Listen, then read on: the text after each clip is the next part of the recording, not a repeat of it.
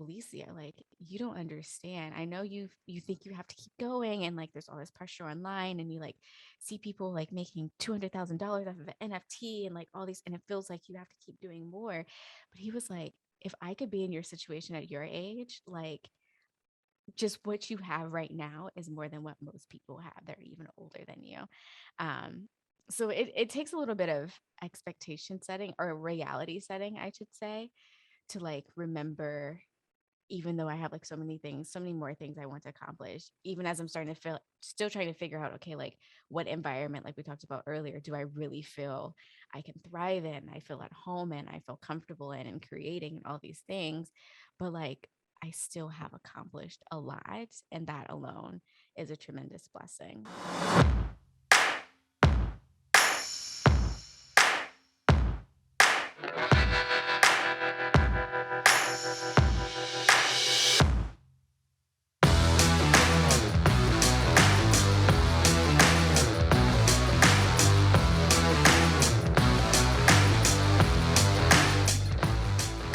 I want to understand what it's like to be a young, high speed, low drag, entrepreneurial black woman in the country today.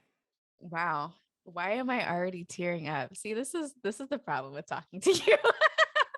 A lot of feelings, a lot of feelings. One way Okay, to wait, wait, wait. Before you jump in, yeah, I want to. What's going on with the emotions there? What emotions are you feeling right now? Why did you just get emotional? a flood of different emotions. And I actually, while you were asking that question, I thought of something specific. I had this thought earlier today, that minus like my dream car, which I could actually afford right now, I just didn't buy it because I like not having a car payment. Minus my dream car, I am currently living the dream life I wanted as a kid. And I'm not even 26 yet. And it was blowing my mind. Like, I get to travel to New York and like all over, and I get to do whatever. Um, and I'm making good money for someone my age, or just someone in America, period. And I was like, wow, like I'm living the dream life I wanted when I was like 14, 15, 16. But then like this anxiety kicks in of like, especially in American culture of nothing ever being enough. It's like, okay, well, my dreams of like 18, 19, 20, I am not there yet. My dreams of 22, 23, 24, and even now, like I'm not there yet. So it's like, I feel like I feel like a lot of high achievers probably go through this. And I know Corey and I talk about this a lot on our podcast, but like, it's like being grateful of where you're at currently, but that like anxiousness, and particularly if someone deals with like worthiness issues, like feeling like, okay, but this isn't enough, I have to do more. It's like in this need to prove something. My pastor was talking about this a couple of weeks ago, how we will try to do like this whole thing of self-salvation. So like in an attempt, so we'll sin, we'll be separated from God, and in an attempt, instead of letting God save us, we'll try to save ourselves and other things, like practicing, a religion as like the duties or the to-do list part of it. The aspect, let me go to church every Sunday, or whatever the case may be. Or we'll try to like overcompensate in all these areas, instead of like truly sitting there and resting in the fact that like God saved us, like Jesus saved us, period. And because of that, like God found us as enough, without our titles, without the money we have, without all of that. So when I think of like my situation, and it's overwhelming. It's overwhelming because I'm grateful. Like, do not get me wrong, I'm super grateful, but I truly battle with this idea of like, okay, but what's next? And sometimes it's good. It's good to like be forward moving and forward thinking, progressing. But it's also been negative uh, effects of that too. But it's challenging. It's challenging. It's rewarding though. Um, it's unique. It's unfair at times. I was just thinking about that as well earlier today. Um, it's unfair at times, but also sometimes it has advantages. It's so many different emotions and so many different like anecdotal stories I could go into. But ultimately, like having that thought I had earlier today, like, oh, I'm currently living the dream life I had when I was 10, 12 years younger, it gave me like some sort of rest of like, oh, I'm actually going to be okay. You know, when I have a call with my a cousin in my family, he's like, I guess like every family has like the wealthy person of their family, quote unquote. And he's like that person for for a side of my family. And he was telling me like, Alicia, like you don't understand. I know you think you have to keep going and like there's all this pressure online and you like see people like making $200,000 off of an NFT and like all these and it feels like you have to keep doing more. But he was like, if I could be in your situation at your age, like just what you have right now is more than what most people have. They're even older than you. Um, so it takes a little bit of expectation setting or reality setting, I should say, to like remember even though I have like so many things, so many more things I want to accomplish, even as I'm starting to feel still trying to figure out, okay, like what environment, like we talked about earlier, do I really feel I can thrive in, I feel at home in, I feel comfortable in and creating and all these things. But like I still have accomplished a lot, and that alone is a tremendous blessing. So I feel like I didn't answer all of your question, but That's amazing. yeah. So what, thank you for your vulnerability. Thank you for your honesty, your transparency, and I am so ridiculously proud of you for and yes, for what you've accomplished, but even more than that, the work you have done Mm. Stop, don't make me cry. Gosh. to be able to say how many how many young adults Yeah. can say, "Oh, I'm living the dream that I envisioned when I was 13, 14 years." Like on the planet, how Yeah. many people can say that, right? So, but For but I sure. know I know a little bit of the backstory, and this is it's not like, "Oh, I'm 14, I want this outcome in June of my life. Oh, snap my fingers and oh, poof, you've lived this, you just kind of skip along and bebop along and all of a sudden you've arrived and got this amazing life that you've created. Oh, yeah. You have been through and worked through a lot of stuff Mm. that scares a lot of people, that a lot of people avoid and run from. Uh, can you explain some of the behind the scenes? Like, okay, you painted a little bit of a picture of kind of where you're at today. Can you take us backstage and what is that behind the curtain? What has that journey been like? Wow. How deep do you want me to go? No. Hey, let's go, girl. Let's I've been go. I don't know what it is. I need to like maybe talk to Kathy about it because I was reading some articles and I feel like whenever I turn 25, like my hormones just like just did this whole circus and I'm like, wow, I actually cry regularly now. This is unheard of because beforehand I was a tough cookie. So a little bit about my backstory. I grew up in a military family. And with that, so like anyone who's military related can kind of get where I'm going here. 9/11 happened when I was 5, I believe, if I'm doing math correctly. And basically, I mean, my dad was in wars before that and deployed a lot before then, but essentially, once that happened, I didn't really see him, whether he was deployed or training somewhere else in the United States, um, around the country or wherever he was. I don't know where he was at, honestly. I really didn't see him. I have much relationship with him until after he retired. And I was fourth grade, fifth grade, I think. And so with that upbringing, and this is going to be a long-winded story, I'm going to try to speed it up. So, but it's all going to come full circle. With that upbringing, like when your parent is in service, the whole military brat. I was definitely one of those people, one of those kids. Like my dad would come back and he would take us like Disneyland or SeaWorld, and he would just like spend all this money on us and spoil us. And he became like the fun parent. And you know how kids shouldn't say this, but they do it. They have like the favorite parent. He became like the favorite parent because we could do all the fun things. And then my mom was like the structured parent. So like, we were like, ah, boo. Um, and so after that, when my dad got home, and it was like my first time, I really remember living in the same house as him, because before it basically felt like a single family type of dynamic, or a single parent, sorry, type of family dynamic. And then my dad started like providing structure that I didn't ask for. And me, I was like, okay, I'm very confused.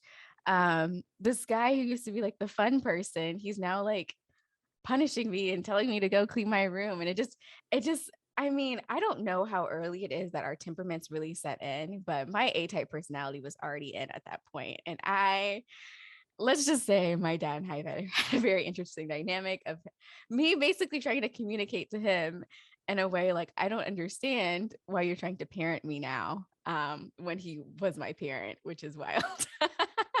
So we had like a little tiff and we would get into it all the time. It created this very interesting dynamic that I ended up resurfacing in therapy. I didn't realize it was that big of an issue, but it ended up resurfacing in therapy. And what happened was, when we think about like unworthiness and abandonment, some of my issues came from that dynamic alone. And so, crazy concept, Noble. I don't know if I like, I was young enough to understand my dad was in war, but I didn't understand other elements of that. I just knew war was bad and people died there. And like my brother was older, so he understood a little bit more. So like I didn't understand what I now know. Like if a soldier passes away, there's like a certain protocol, like the family's contacted, things of that nature.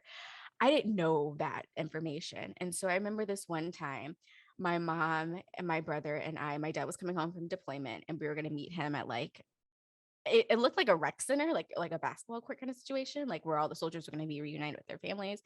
And I remember my mom saying, like, I told, like, now that I'm like thinking about this as an adult, like, I'm like, Alicia, as a child, what were you thinking? But I remember my mom saying, like, we're going to tell your dad that we're not coming, and then surprise him and actually be there so we can do like this whole big production thing. And so I remember standing there and like seeing all the soldiers get off the plane and like going to their family. And I was like a small kid. And I was like looking like, like all expecting, like, where's my dad? Where's my dad? Well, I didn't see him. And like the stream of soldiers started like thinning out. And I started like freaking out. I was like, is he not here? Is he not alive? Like, does my mom not want to tell me? Like all of these things, because I didn't understand like the protocol of how these things work. That situation, I mean, obviously we ended up seeing him or whatever, and it was great, it was fabulous. But that situation, other situations, just like the uncertainty of war, um, it actually like emotionally, because it was so overwhelming for me, and I wasn't young enough to really understand what was happening. To a degree, I emotionally buried my dad in an attempt to actually cope with the uncertainty of it. So like in my in my head, I came to terms with like, he's going to die, so I could then emotionally prepare myself for it happening, because I was so like all over the place emotionally, internally, and I didn't have the language as a small child to like communicate this. So like my mother and my older brother, they weren't really aware that I was going through this because I didn't have the language of how to express this. And so when my dad comes back home and he's like starting to parent me, I'm like, well, part of me is like, okay, well, I like mourned you already. Like I buried you emotionally, right? And that had an impact on our relationship. Though he was physically there, like the child part of me, like already buried him in a way. It was very, very weird, complex situation. So that was my upbringing. In high school, I was, let's not get so dark, kind of skip to the more cheery things. It's great. My dad and we have a fabulous relationship now. But in high school, I was an overachiever. I think it started when I was young. I was pretty gifted at just like picking up things really easily, like musically inclined. I danced. I know at one point my mom was going to put me in like a private ballet school, but because we were moving so much, she decided not to do it. And I just excelled at a lot of things. And very early on, I realized like, that's how I get attention. I got attention from excelling, not from being like the cutesy little girl, because I didn't get a lot of like, comments like that.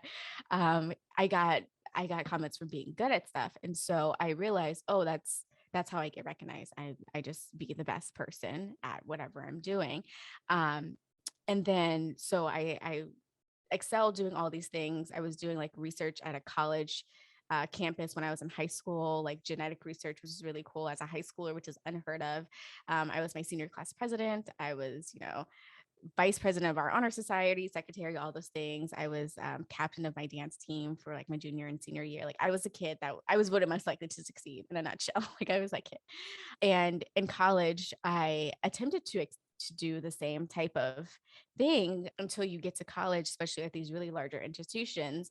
And I can say this confidently because I've heard a lot of other people say this. Like they're used to being that bright kid, that kid that did everything at that school, and then they're dropped in a college environment where everyone else there was that bright kid that did everything at their school. And it's a huge, huge identity gut check. And I was really struggling, especially my first semester of college. I was really struggling internally, like, oh, like everyone here has the same resume I have. So what actually makes me different? What actually makes me unique and special? The things that everyone else had told me. Me being always involved and my overachieverness really kicked into high gear because I just started doing all of these things to try to figure out, what made sense for me. Where do I like fit in this huge public university where, there's like 60,000 plus students. Um, and so because of that, because of like this overdrive of excelling, and at the time I didn't really know how to say no, and I would just continue taking on all these things as far as like extracurricular. Well, I'm still like, it's my first year of college, like I still have to adjust to college life and academics and things of that nature. I found myself having panic attacks. I actually had my first panic attack, like big one, in my college dorm on a Sunday night, and I was just thinking about like all the things I had to do the next day. Next thing I know, like I can't breathe and I'm like heaving like these deep breaths. And I remember looking at the microwave when it started and when it ended. It had lasted for like 10, 15 minutes. It was a very long time. And my roommate wasn't there at the time. I really thought I was having a heart attack. I was like, I might actually just die in this dorm room all by myself. What was really dark about that experience is like, okay, I gave myself like the night to kind of like cope and like, what in the world just happened? Because I didn't know that was a panic attack at the time. And you know how I remedied the situation, Noble? By going even harder, because that's brilliant, right? Because I felt like I had to overcompensate for all of these things. And I was really, really hard on myself internally. So all that to say, by junior year, I found myself in therapy. Junior, senior year of college. That's when that whole therapy journey started for me. And then it's been crazy. I'm so happy. It's one of the best things I could have done. And I'm really happy like Alicia nudged me to do it, because I was definitely like one of those people that thought, okay, therapy is when you like have like a severe mental issue, or like you need medication, or like you're trying to harm yourself, like severe cases, but that's not the case at all. It's really something that you can do proactively, ideally proactively, so you don't like end up having panic attacks throughout your college career. What impact? Okay, so a couple of questions. How did you come to the conclusion that I think therapy is a solution that could help me out? That is a fabulous question, because I didn't really come to that conclusion. I just trusted my friend. Alicia had said something to me one day and she pointed out to me, like, oh, like she probably talked to somebody about this. And I'm like, whatever. The reason I decided to go ultimately was not, like work on self development and make myself, the best version I can be and yada, yada, yada. No, I was like, oh, like if I don't fix this one particular problem at the time, and at the time it was like I was very like distrusting of men, basically. Like I had this whole interesting dynamic with men, particularly like younger people. But I was like, oh, if this is gonna be a hindrance to my success, then I'll go to therapy. But like I didn't actually care about interpersonal relationships or anything like that. I was like, well, if it's gonna like, if going to therapy for this issue is gonna help me make more money, then I'll go to therapy. Which just sounds chaotic, but that was the truth. That was the honest truth. Yeah, no, that's great. So, okay, so that was the trigger to get you to into therapy. What was the impact that therapy had in your life? I feel like my self awareness and other awareness is in a place that I never even imagined it would be. Like the way I think about my own emotions and regulate my own emotions and my empathy toward other people. I feel like empathy was something I had to learn. It's not that I wasn't empathetic, but certain events in life can make you so rock hard. And growing up in the environment and household I grew up in, where it's like, suck up your emotions, like you need to get the job done, no one has time for crying types of environments, it can like stifle the empathy out of you because you don't even know how to have empathy for yourself, you know? So learning that skill has been tremendous, and just seeing how much richer relationships are, and not just, my interpersonal relationship with family and friends. I feel like my all of those dynamics have tremendously grown. I feel like closer to the people I have in my life now, but even like by a byproduct of that, just the way able to use these people's skills in business settings and navigate, I'm like it's so funny, like the place I currently work for, they're so amazed when, I speak in public. They're like, "Oh my gosh, you're such a natural at this." I'm like, "Yeah, because I've been kind of working on this by way of being, an MLM." But like, thanks, I appreciate it. But yeah. That's awesome. And what so based on the impact that therapy has had in your life, what value would you place on the impact that therapy has had on you? I don't know if there's like a numerical value, like a monetary value I can put on it, but I can definitely say life saving, especially in 2020. And you know a little bit about the story. Like, I was in a tremendously dark place dealing with, the worst types of people. And it was really getting to me in a way. I was internalizing it. And so having access to therapy at that time, like, I was like, bump a savings account, because if I don't see myself living much longer, what is a savings account even going to do? So I just like took money out of my savings to go to therapy and make it happen. But yeah, like it completely can change your paradigm to, being in a place where you feel like there is no solution, no end, no light at the end of the tunnel, so to speak, to being able to see a different perspective, that you're going to actually able to navigate yourself through that tunnel, and make it on the other side. Of all the things you've spent money on in your life, all the, your even to date, like your real estate portfolio, your investments, all that stuff, where would you rank therapy in terms of the impact of that particular investment in your life? Where would you rate Oh therapy? man, for sure top two. I don't know what number one would be if I made it number two, but I just feel like for sure top two, because the general education and practicality that you're able to use from that experience, and like, it's so wild, like just having someone who is, what is it, impartial, non-partial, I can't remember the correct phrase, but Yeah, impartial. Yep. impartial, listen to your story and actually validate you. Like, the feeling of feeling validated, I I would throw 100 grand at that. Like, it is so powerful.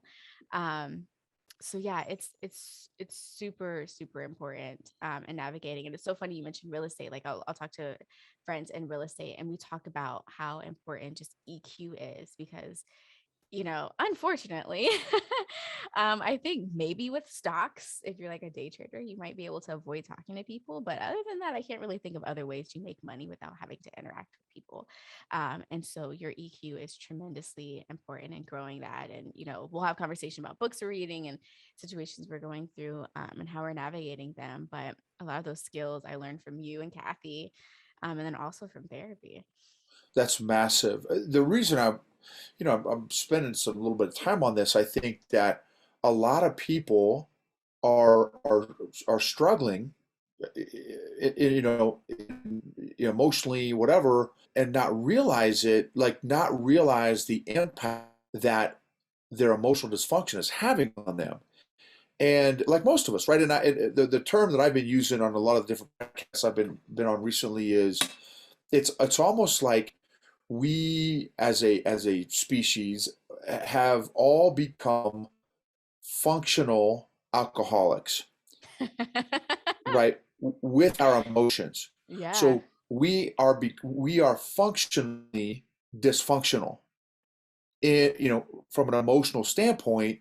And so and because I'm so used to my dysfunction, I think it's the new normal, right? It's, oh yeah, anxiety. Oh yeah, I get anxiety all the time. Oh yeah, or whatever, the thing is. But it's so normalized because as humans, we're also master survival people, right? We Mhm. our coping mechanisms and our facades and all these different things that we have learned to survive, uh, that we think it's normal, and we think, if you would have told me 5 years ago, 10 years ago, no, dude, you have no EQ.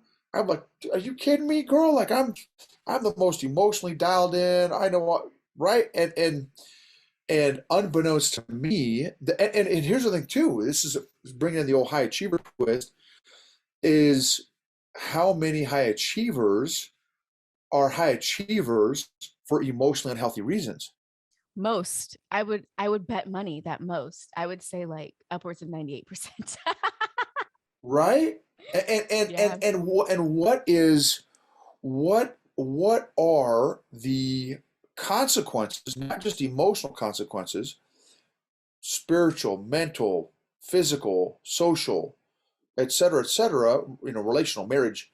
What are the consequences of that emotionally unhealthy success? You know what I'm saying? Oh man, like I'm pontificating here. Like I haven't read research. Like I feel like you hear so much talk about like pride and being like, oh, I'm a self-made millionaire, I'm a self-made man or a self-made person, yada yada yada. Or like, I had this chip on my shoulder, like my sixth grade teacher didn't believe in me. So I had to like all of these like things. And like we glorify when people say that, like, because Americans, we love an underdog story. We're like, yeah, like way to stick it to the man. But like when you actually take a step back and listen to what they're saying, hey, I was broken. This situation broke me, and I'm doing all of this to like overcompensate or prove somebody wrong. It's like success is the coping mechanism. Yeah, exactly. And the danger, obviously, especially in our Western culture in the US, is everything in our society, in our Western culture society, celebrates, and I would even go further than that, idolizes, Yeah. worships success, whatever that is, right? Finances and stuff is how the vast majority of people, right? And so it's almost like we are celebrating. It's like the entire system is set up to celebrate someone's addiction and dysfunction around success.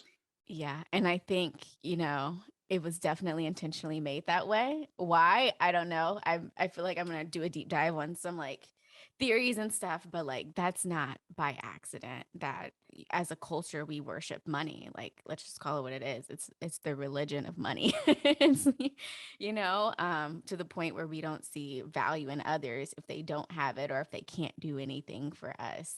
And we think of people as pawns or players in this ultimate chess game of how it's going to work out for our benefit. Yeah, it's. Anyways, this is part of the reason I'm like, I might have to peace out America for a little bit because I need a hardcore reset. No, that's and I think that's great because again, I think that also is that's a great, even just how you even verbalized that, because I think it can be therapeutic. It can be very healing.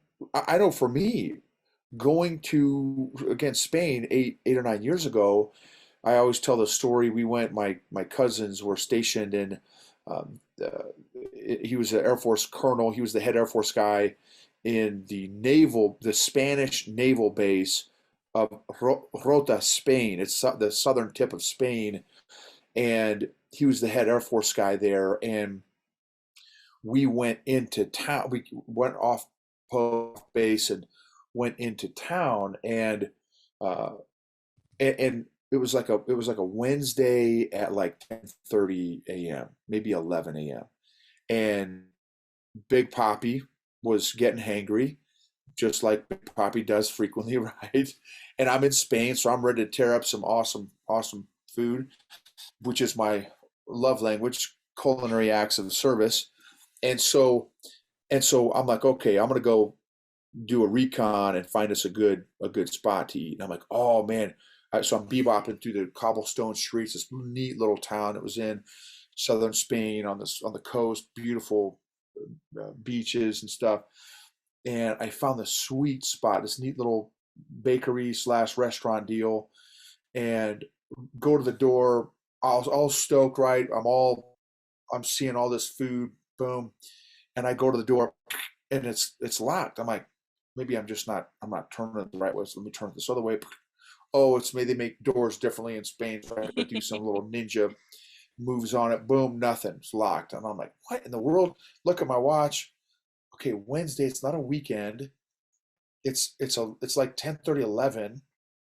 Like, what's the scenario that this business would not be open right now? Right? My American brain, right? Money, Mm-hmm. productivity, efficiency, effectiveness, metrics, et cetera, or all the things that we do business, right? And it's just not computing. Then I look up the sign on the door says, if you see us, we are here and open. If you don't see us, we are not here and we are not open. And I Oh was like, man. my American brain almost exploded. Like, this is BS, right? And I turn into Karen mode, right? This is How dare BS, you? man. Where's the hours of operation? I can't, this place, what in the world? They're losing money.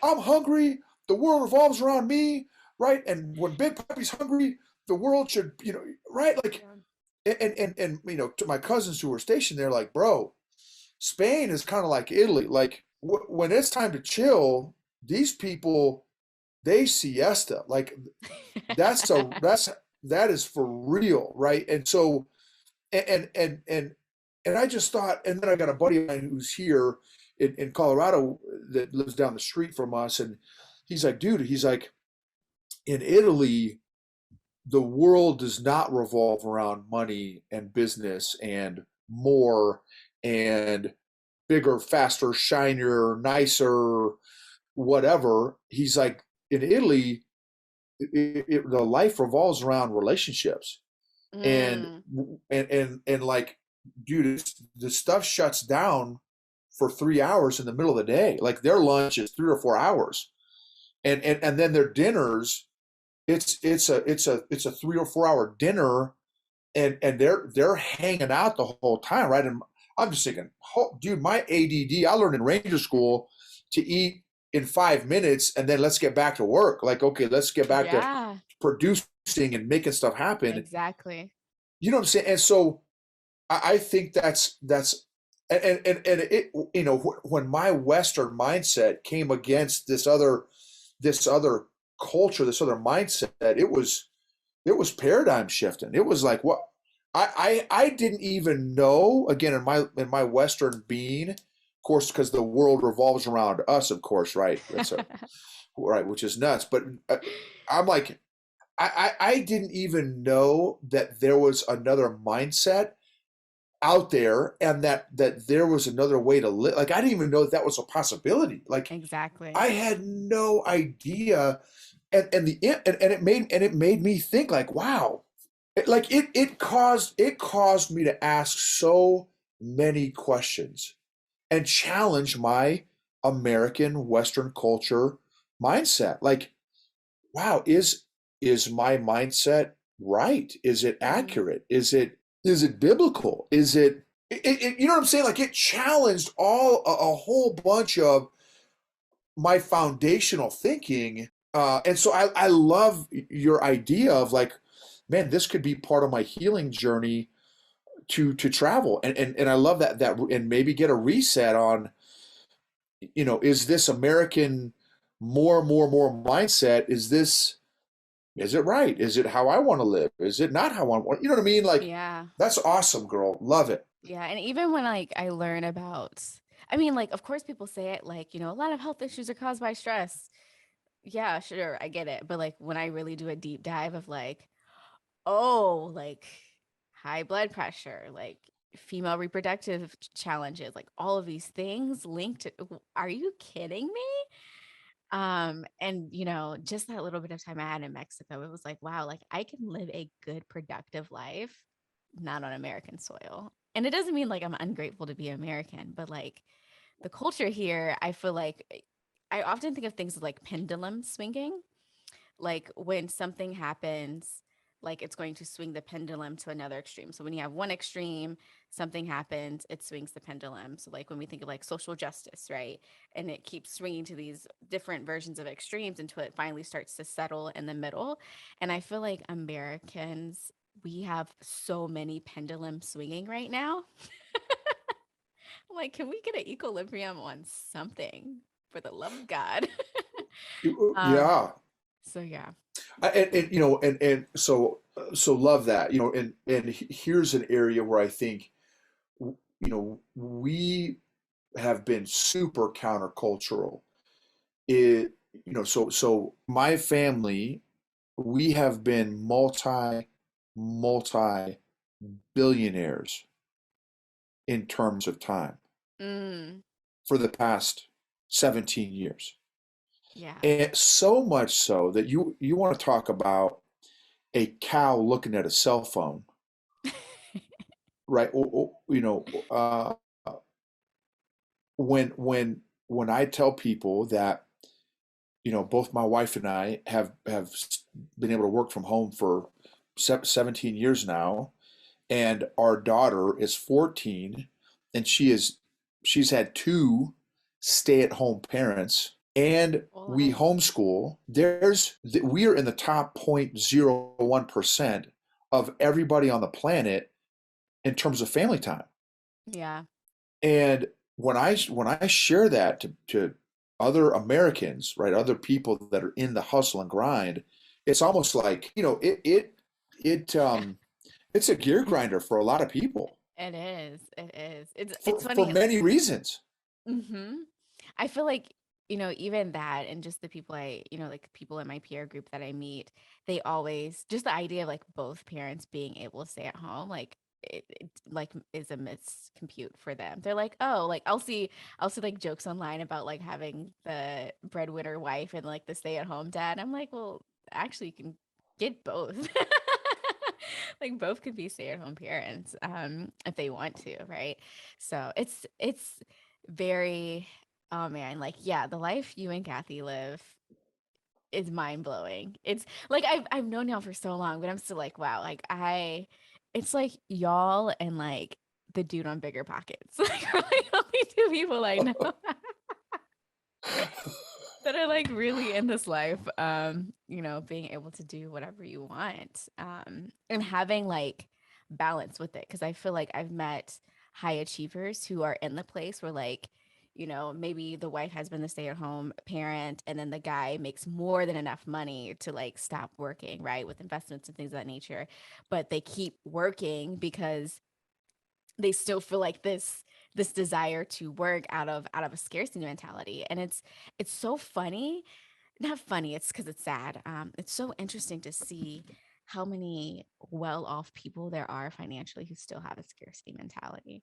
That's great. That's a great thought. That's a great thought. And I think there's a number of different things. I think scarcity mentality is definitely a major factor. I think another factor is, well, man, OPS has got an M3 Mm, BMW. Man, I want to get the M5. So that way, it's the whole thing, right? We buy stuff that we can't afford for people that we don't like, or whatever that quote is, yeah. right? To get the validation and approval from the Joneses, right? The keeping up with the Hmm. Joneses concept. There's a reason that's for real. That is Yeah. for real, right? Because we somehow we feel like it gives us value or status or something, right? Approval.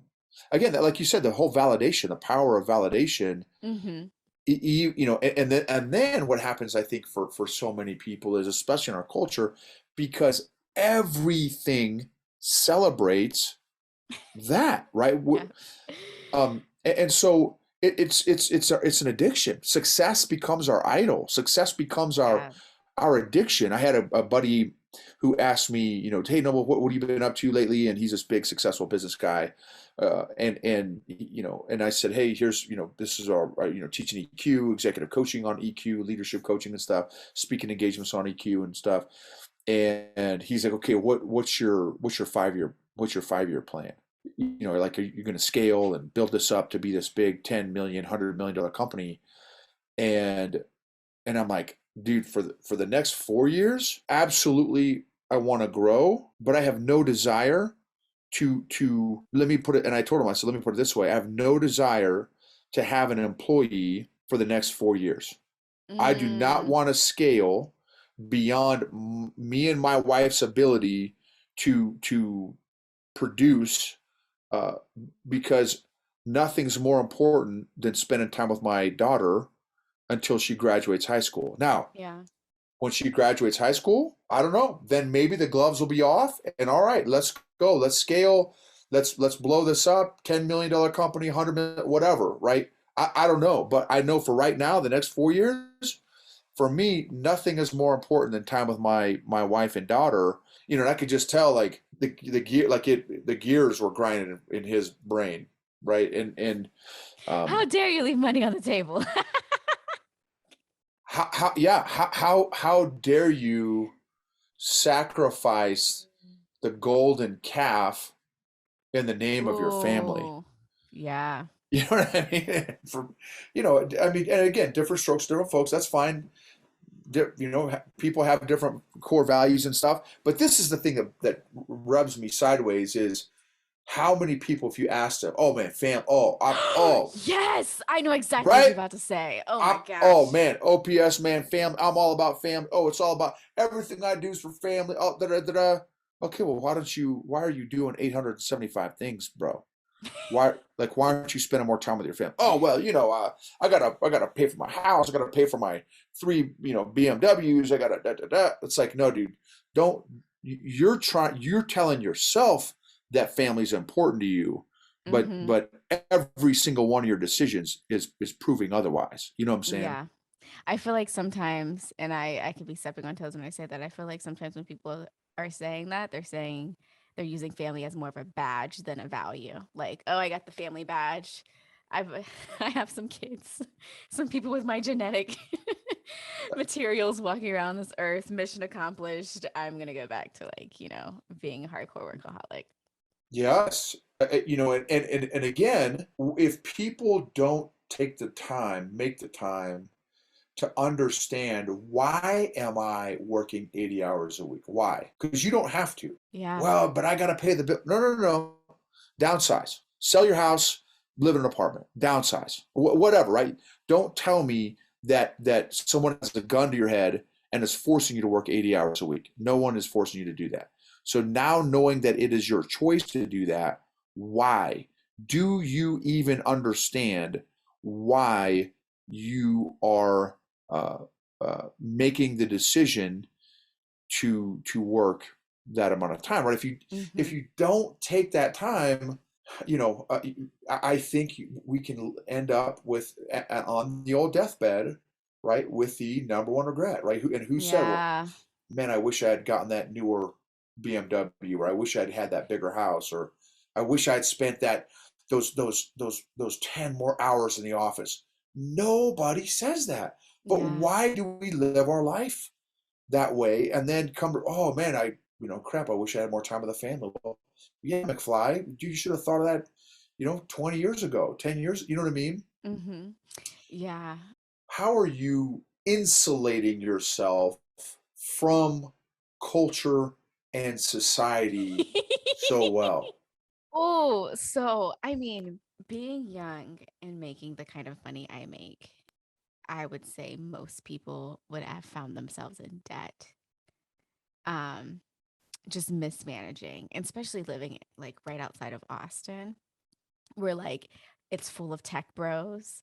And like you go to like the mall area and you see like these exotic cars and like all these young guys driving them. And I'm like, yeah, I feel like the more I really work on myself and what I want, um, like as like internally, not like materialistic things, the less I'm impressed by these things. Like, don't get me wrong, I love a nice Audi.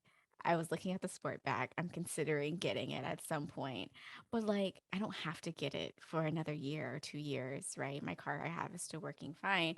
I feel like a lot of that I adapted from the culture um, that we came from, the culture that shall not to be named. I don't know, but the culture that we came from. Um, because even my friends before they moved out of Austin, they're like, Alicia, I don't understand. Like, you have money, but you don't dress like it. It's like, why do you go thrift shopping all the time? Like, it's very rare for me to spend like over $15 on an item of clothing, right? I just started like doing my nails and getting jewelry done, like when I got this new job, and I'm making, because I could do it like 4 times over. It's not like I'm penny pitching anymore. And I feel like when I just took a step back to like think about what I wanted and kind of plan it out, okay, I wanted a house, I planned for that, and I knew like my next step would be, considering moving out of the country or getting another property. And I think about the big things that I really want. And then all these other things, it's easier to say no to. So, like getting a new car, or going spending $500 in a day at a mall. I don't even know the last time I did that. I don't know if I've ever done that. Just kidding. No, I took it back though. I totally returned it the next day.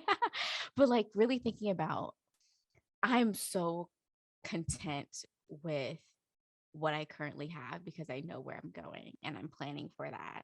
And I'll do like little things to like allow me to live my life and have fun and enjoy. But like the materialistic things don't intrigue me because I've met people with a lot of materialistic things, and I wouldn't even want to be on an elevator with them for 2 minutes because I'm like, where is your soul? Not saying if you have materialistic things that you don't have a soul. There are definitely people who are very personable and like, present and amazing people that do have money. But especially in a city like this, it's like, oh my gosh, like I don't, and this is going to sound really judgmental, but I will look at some people. I'm like, I just don't want to be you. I don't want to become, I don't want to become that type of person. That's just not going to fit for what I want out of my life.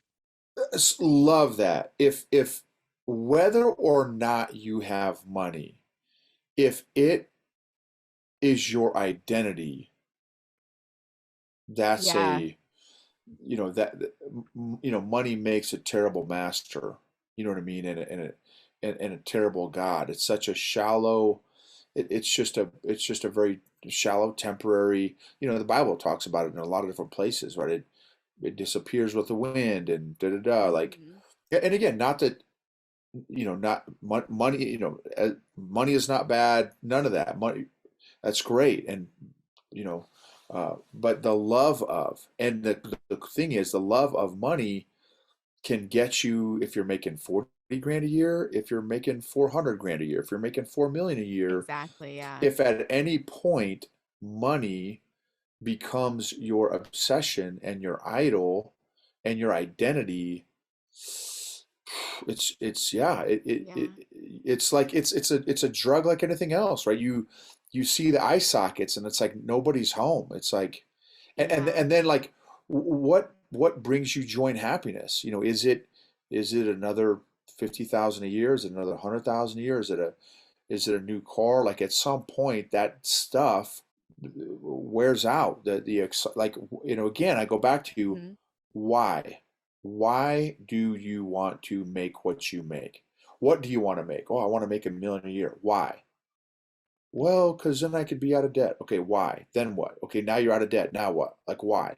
Like, I think it's such a powerful exercise to figure that out. Hmm. Otherwise, you're gonna again chase after the wind, like it says, in the Bible. Like, and I love that you're like my impression of you is that you're marching to your own drum and you're not swayed by the world, which is a powerful, powerful ability.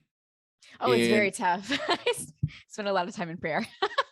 well, that's awesome. Like that's huge. And for you to like, hey, I want to maybe pop smoke for a little bit and check out some other. I just anyway, I'm just so proud of you and the impact that this healthier version of who you are, the impact that is having on everyone around you is such a gift, right? One of the things I say on the podcast all the time, emotionally healthy people help heal other people emotionally. And I just feel, and part of me, like I feel so comfortable just, and I've always felt comfortable talking to you, but I feel extra comfortable talking to you because you're comfortable in your own skin. Mm. You know what I'm saying? Yeah. Oh man, I feel like two things that really helped me be grounded. And this is something I started doing actually when I was broke in college, making like $500 a month. um, I always practice tithing. And I feel like I don't know, like I know like there are people out there that like to like pick the Bible apart and like challenge accuracy in certain areas. But I don't know, like that tithing verse, I don't think you can really challenge that one. I Mm, have never been in a financial lack because I always mm, tithe, but I didn't tithe because the Bible told me so. I tithed because I wanted to. And in the event of doing that, my attachment to money is not severe. Like I'm mm, okay, like letting the amount of money I'm tithing now, like I'm okay letting it go. I have no emotional appeal to it. Um, and even like practicing that, I was reading this article. It talked about most philanthropists started giving before they even had like these millions of dollars to give. And so even if you're like listening and you're like, don't go to church or you're not spiritual, is there like a food bank you can donate to?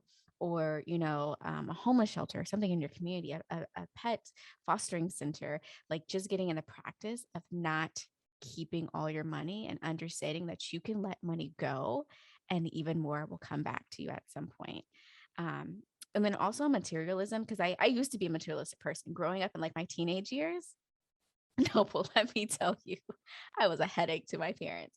I had all like the middle class designer items, like the Coaches and the DBs of the world. Um, and I remember like by the time I was finishing college or finishing high school, all these bags my parents had bought me, these designer items, I had them as a teenager. I like destroyed them all. Like these are things that are supposed to be indestructible. I found a way to still mess them up. And I just remember looking at some of them a couple, a little bit, and I was like these things that I valued so much, they're not indestructible. They are at the end of the day just a thing, right? And it was like a reality setting for me. Like, do I really feel like I need to have these things? Yeah, they're nice. Might I buy one at some point? Sure, I might buy one again, but I'm okay not having them because I saw like this is not something worth worshiping for me at least, because it's still a thing at the end of the day. It's still going to wither away at the end of the day. that's right. Love it. Okay, so what advice, encouragement, wisdom, insights would you share from a successful, young, mentally, emotionally, spiritually, physically healthy young lady, successful woman, entrepreneur? What would you share to other, maybe other women, other ladies that, man, like I need to get my poop in a group. I need to get my stuff together. How do I do it? I want to be, I want to be have the same results or outcomes that Alicia has had and is having in her life. What would you share with them? And it doesn't have to be women, like Yeah. Yeah. young men, just people, period. I would say take a day to yourself, go to a park or go to some place where literally no one knows you can recognize you. And take a notebook with you and really just sit there and think about what you really want for yourself.